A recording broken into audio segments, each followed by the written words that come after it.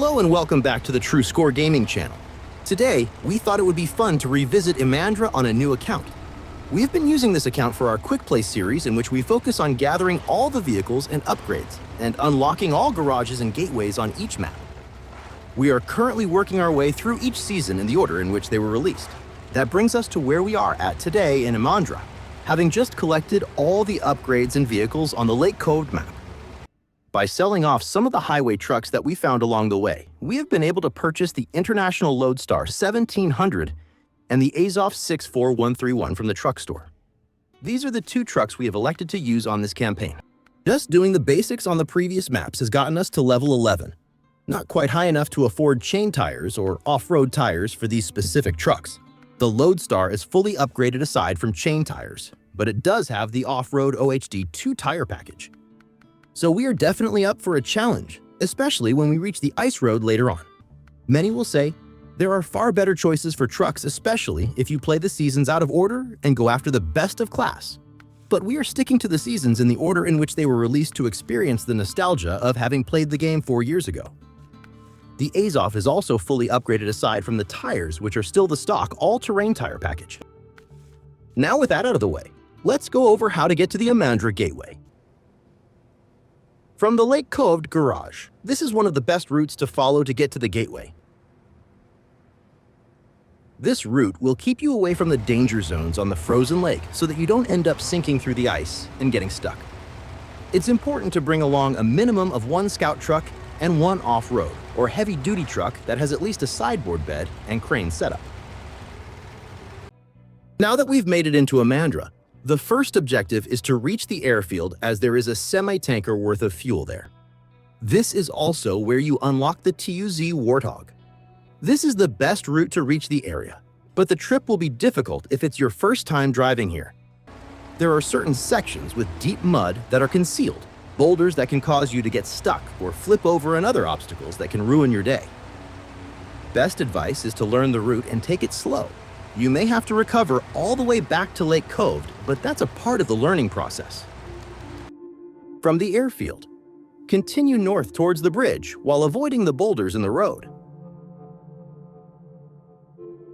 Stick to the left side of the road using the utility poles to guide you along the way.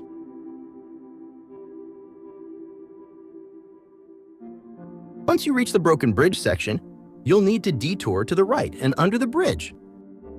Avoid the mud and stay near the edge of the ice to reach the platforms for crossing the river. Now that you've safely reached the other side, you'll want to stay on the frozen water and avoid the nearby road section as much as possible. The road is completely covered in ice, and things can get interesting real quick if you don't have chain tires. Once you get past the ice road, you'll make it into town. Congratulations on making it past the first part of this difficult map. A short distance away is a warehouse where you'll need to pick up the task called Broken Power Station. This is one of the tasks needed to unlock the Imandra garage.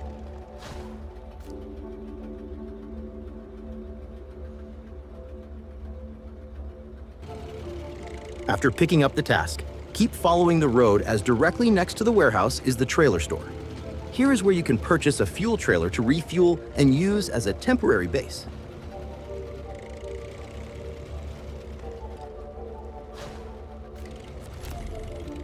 Getting back to the task on hand, you'll need 2 loads of metal beams that can only be picked up from the nearby metal shipment facility.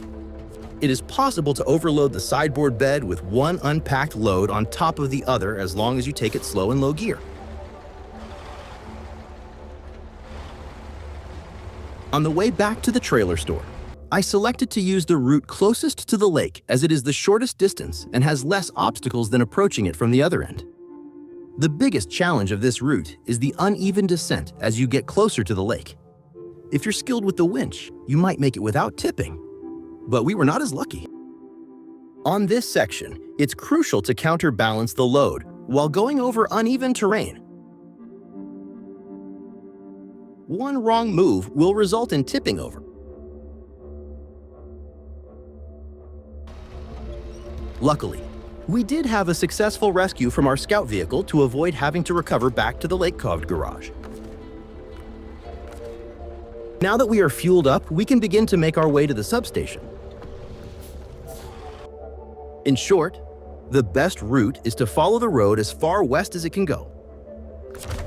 There are two major obstacles on this road, the first being the snowy section nearest to the trailer store, which is obstructed by multiple boulders. You have two choices: get through with the help of your scout truck, or go around, which is what we ended up doing. There's a nearby road that runs adjacent to the trailer store and intersects with the road we need to use. It's just a matter of keeping your truck upright as you traverse the rocky terrain. The next obstacle is the famous Imandra tree. This one is easier to get around by going around the boulder to the right.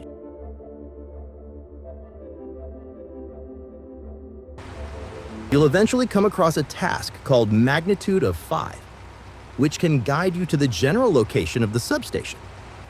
You'll also drive right past the home of your future garage along the main road. And the nice thing about it is that there is another fuel tanker located here. To help guide you to the substation, follow this route from the future garage to the destination. This is what the last leg of the trip will look like as you cross the lake to reach the substation. When you reach this intersection on the frozen lake, head to the left and follow the jagged ice edge to reach the shore. There's just enough room to get around the bridge here as you make your way to the substation to unload your cargo. As you can see, we are greeted by another fuel trailer, which is a welcome sight. If your cargo has become unpacked during the journey, as it did for us in this case, you'll have to offload one of the metal beams in order to repack it and complete the objective. Be careful not to delete any of your cargo when prompted to. Once this task has been completed, we are ready to begin the next task to unlock the Imandra garage.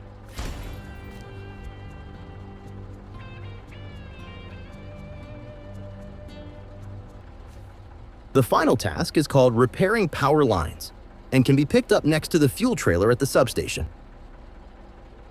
We will be heading back the way we came until we reach this part of the map. Here we will drop off the fuel trailer and continue towards the timber shipment location. When you reach the site of the bridge collapse, head over to the left and position yourself heading straight towards the other bridge section. Aim for the jagged ice and stay as close to the structure as possible. If you go too far over to the right, you'll need a tow from your scout to get back onto the jagged ice. So save yourself the trouble and stay as close as possible to the metal structure when crossing this tricky section. Once you've safely crossed over the river, go up the hill and pick up 2 loads of wooden planks. Next, we will be heading back to the frozen lake we had to cross earlier to get to the substation. Instead of crossing the lake, find the side road to the right of the lake and follow the winding path up the mountain and past the bunker. This will take you to the location of the first power line. We did have some trouble in this section due to the boulders scattered about, but we were able to get ourselves free using the crane.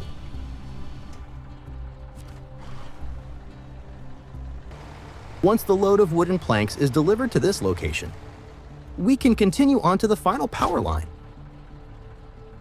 This is the route to get to the final power line. But beware, do not try and squeeze in through the narrow passage at your current location, or you'll get stuck. Instead, go in between the trees to the left.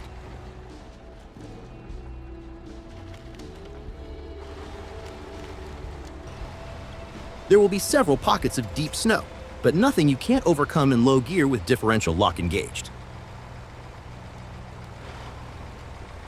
Once you reach the waterfall, one final hill separates you from reaching your destination.